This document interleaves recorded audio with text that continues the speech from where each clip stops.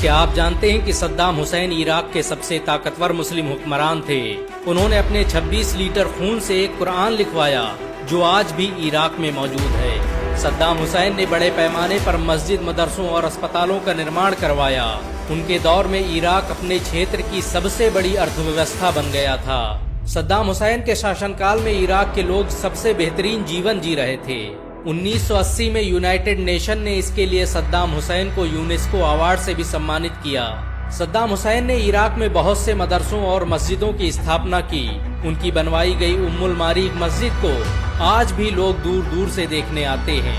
Saddam Hussein نے اس مسجد کی میناریں skid missile کی طرح بنوائی۔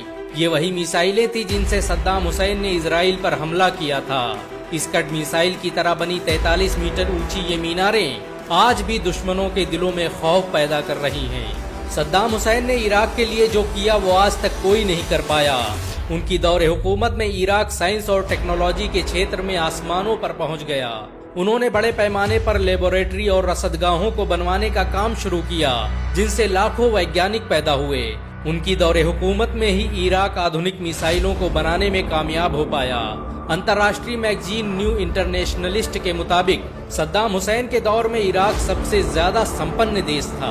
انہوں نے بڑے پیمانے پر اسپتالوں، اسکولوں اور روڈوں کا نرمان کروایا جو آج بھی ان کی مہانتا کی گاتھا سنا رہی ہیں۔ صدام حسین وہ پہلے ویکتی تھے جنہوں نے عراق میں شکشا کو انوار کر دیا۔ ان کے شاسن میں رہنے والے ہر انسان کو شکشا حاصل کرنا ضروری تھا۔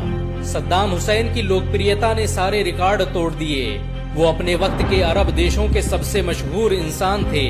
امریکہ نے صدام حسین کو کئی بار قتل کروانے کی کوشش کی۔ یہی وجہ ہے کہ صدام حسین جب بھی باہر نکلتے تو پہلے ان کے ہم شکل کو گاڑی سے روانہ کیا جاتا تاکہ صدام حسین کو بچایا جا سکے۔ صدام حسین پہلے عراقی شاسک تھے جن کے کھانے کو ویگیانک اور ڈاکٹر چیک کرتے تھے۔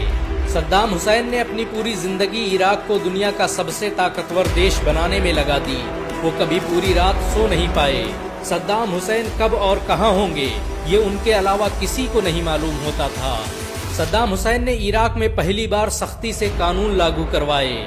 ان کی دور حکومت میں نیتاؤں کو عیش و عشرت کی زندگی جینے کی مناہی تھی۔ انہوں نے اپنی سرکار سے کئی منتریوں کو صرف اس لیے برخاست کر دیا کیونکہ وہ لگژری گاڑیوں میں سج دھج کر آتے تھے۔ صدام حسین کو فزکس، ہسٹری اور ملٹری سائنس میں مہارت حاصل تھی۔ یہی وجہ ہے کہ ان کے دور میں عراق ملٹری سائنس کے چھیتر میں آسمانوں پر پہنچ گیا۔ ان کی لائبریری میں وگیان اور اتہاس سے سمبندھت دنیا بھر کی کتابیں موجود تھیں۔ صدام حسین خود بھی ایک لیکھک تھے۔ ان کی لکھی کتابیں آج بھی پوری دنیا میں پڑھی جاتی ہیں۔ صدام حسین 28 اپریل 1937 کو تکرت میں پیدا ہوئے۔ یہ وہی شہر تھا جہاں کبھی صلاح الدین ایوبی جیسا شیر پیدا ہوا۔ صدام حسین کے پیدا ہونے سے پہلے ہی ان کے پتا دنیا سے چل بسے۔ ماں نے پرورش کی اور پھر چچا اسے لے کر بغداد چلے گئے۔ بغداد میں رہ کر ہی صدام حسین نے سائنس اور ٹیکنالوجی کی تعلیم حاصل کی اور کچھ ہی سمے میں عراق کے سب سے بہترین کمانڈر بن گئے۔ انہوں نے دنیا کی مشہور یونیورسٹی جامعہ القاہرہ میں تعلیم حاصل کی۔ یہ وہی یونیورسٹی تھی جس سے محمد مرسی اور یاسر عرفات جیسے راجنیتا پیدا ہوئے۔ صدام حسین کو عراق کا سب سے انصاف پسند حکمران کہا جاتا ہے۔ جب ان کے بیٹے کے ذریعے چلائی گئی گولی سے ایک سماروہ کو نقصان پہنچا تو انہوں نے اس کی رولز رائس گاڑیوں کو جلانے کے آدیش دے دیے۔ صدام حسین عراق کے سب سے دانی انسانوں میں سے ایک تھے۔ انہوں نے ایک امریکی چرچ کو کروڑوں روپے کی سمپتی دان کر دی۔ امریکہ کے لوگ صدام حسین کے اس قدم سے اتنا پربھاوت ہوئے کہ انہوں نے ڈیٹرائٹ شہر کی چابی صدام حسین کو سونپ دی۔ بہت کم لوگ جانتے ہیں کہ صدام حسین نے اپنے خون سے ایک قرآن لکھوایا جو آج بھی عراق میں موجود ہے۔ انہوں نے اس کے لیے لگاتار 3 سالوں تک اپنا 26 لیٹر خون دیا۔ اس قرآن کو ام الماریخ مسجد میں آج بھی دیکھا جا سکتا ہے۔ صدام حسین کی سب سے بڑی غلطی ان کا قطر پر حملہ کرنا تھا۔ صدام حسین کو کسی نے غلط خبر دی کہ قطر ان کے دیش کا تیل چوری کر رہا ہے اور صدام حسین بغیر سوچے سمجھے قطر پر حملہ کر بیٹھے۔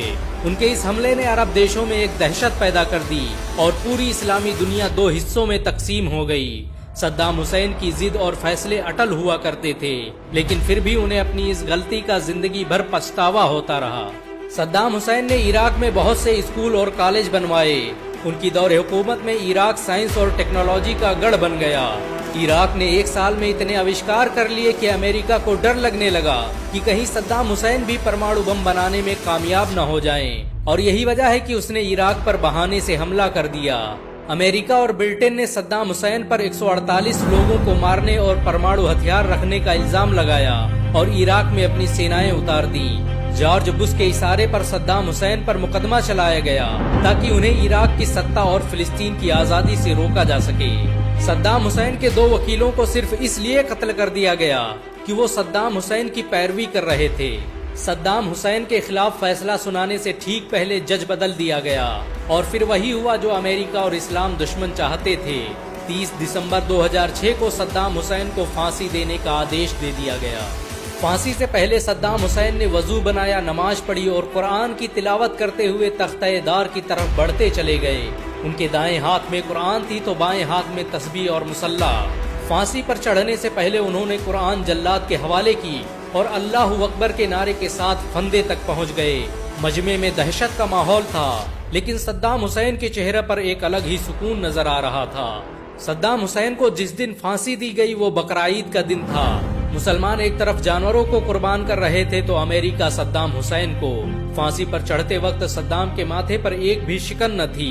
उनकी जुबान पर कुरान की आयतें जारी थीं। सद्दाम ने उस कपड़े को भी पहनने से मना कर दिया जो आम तौर पर फांसी के वक्त पहनाया जाता है। सद्दाम हुसैन वो पहले इंसान थे जिनकी मौत का मंजर पूरी दुनिया ने देखा।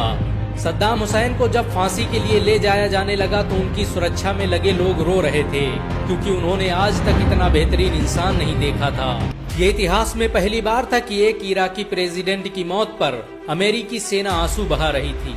सद्दाम को फांसी दिए जाने पर अमेरिकी सुरक्षा कर्मी एडम रोजरसन ने रोते हुए कहा कि हमने सद्दाम के साथ गद्दारी की है और हम हत्यारे हैं। सद्दाम हुसैन ने लोगों के दिलों पर हुकूमत की थी। जब अमेरिका ने उन्हें फांसी देने का ऐलान किया तो अमेरिकी सेना में बहुत से लोगों ने अपना इस्तीफा दे दिया। सद्दाम हुसैन हमेशा भारत के एक बेहतरीन दोस्त रहे। उनकी दौर हुकूमत में इराक हर मुश्किल घड़ी में भारत के साथ खड़ा रहा। भारत की तत्कालीन प्रधानमंत्री इंदिरा गांधी ने ही सद्दाम हुसैन के बेटों के नाम रखे थे। अमेरिकी खुफिया एजेंसी के मुताबिक अगर सद्दाम हुसैन थोड़े दिन और जिंदा रहता तो मस्जिद अक्सा आज मुसलमानों के हाथ में होती। अमेरिका ने सद्दाम हुसैन को फांसी जरूर दे दी, लेकिन वो लोगों के दिलों से सद्दाम हुसैन की मोहब्बत को नहीं निकाल पाया। सच तो ये है कि सद्दाम हुसैन आज भी हर मुसलमान के दिलों में जिंदा हैं। सद्दाम हुसैन किसी के लिए हीरो हैं तो किसी के लिए विलन, लेकिन आपके लिए क्या है कमेंट में जरूर बताएं। अगर एक मुसलमान होने के नाते आपको गर्व महसूस हुआ हो तो इस वीडियो को लाइक और शेयर जरूर करें। ऐसी और वीडियो को देखने के लिए हमारे चैनल को सब्सक्राइब